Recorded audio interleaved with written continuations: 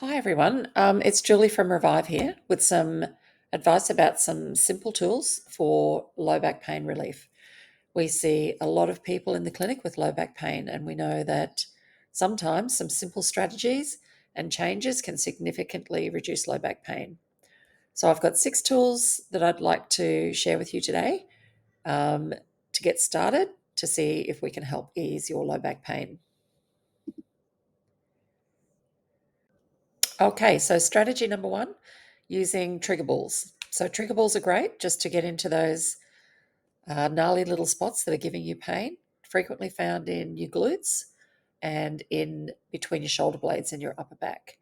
When you start with a trigger ball, you need to go easy. You don't want to do too much or you can actually make yourself sorer. If a hard ball seems to feel like too much, you can always go back to something softer like a tennis ball. So there's lots of trigger balls around. Some of them are spiky, some of them are smooth. You just got to find out what works for you.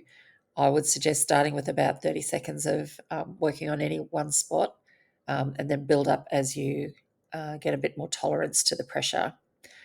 As I said, go easy with these ones. You don't want to overdo it.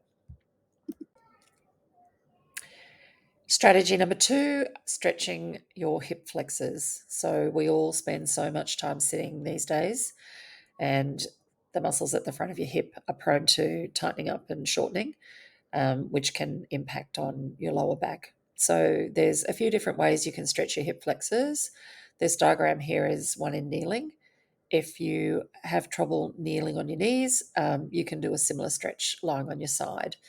So as you lunge forward in this position to get a stretch, just make sure you tuck your tailbone under and reach tall through your spine till you feel the stretch right at the front of your hip or groin. Um, Hold each stretch there for about 6 to 10 seconds and do 3 to 4 on each side. And I would suggest trying to get these done every day. Strategy number 3 is to get a little bit of strength work done around the hip and pelvis. So the glutes are the big stabilizers of the lower back, and a glute bridge is a really simple way to start getting a bit of control through your glutes. Be careful with the glute bridge that you don't push your back up into an arch position. So try and keep it sort of straight like a plank. And if this creates any pain in your lower back, it's not an exercise for you. So just be mindful that if it's painful, don't do it. Sometimes you can just limit the range. So rather than coming all the way up and pushing your hips up as far as they go, you could sort of go halfway and hold it there. So these exercises are best done as a hold at the top of range. So you push your hips up to where it feels comfortable. Just gently squeeze your glutes together. Hold it there for about 6 seconds or so and do 10 of those. As I said, any pain in your lower back, not an exercise for you. Strategy number 4 is about not staying too long in any given posture. So sitting's the big one. We, sit at work. A lot of us sit at work, and then we sit in our commute, and then we come home and we sit on the couch and watch TV. So it's a lot of sitting. Um, any chance that you get during the day to break your sitting up into smaller amounts of time would be good. It can be useful to set an alarm on your phone or on your computer just to remind you that you need to get up and move around. So even just getting up, making a cup of tea, going to the loo, that sort of stuff really helps break your day up. And then at night, I'd suggest, you know, not sitting again on top of all the sitting that you've done during the day. So finding an alternative sort of way to spend your leisure time instead of in more sitting would be ideal. Obviously, exercising after a day sitting is really helpful. Stretching out your hip flexors, heading off to the gym, doing your Pilates, whatever it is that you do, rather than sort of going from sitting at work to sitting at home, and giving your body a chance to move into some different postures and take some strain off those tissues that get compressed and loaded when we sit. And similarly for prolonged standing can be an issue as well. So it's really about variability and breaking it up and not staying in one given position or posture for too long. And then there's sleep. So we spend 7 to 8 hours in bed sleeping of a night. Hopefully you are getting your good 8 hours sleep.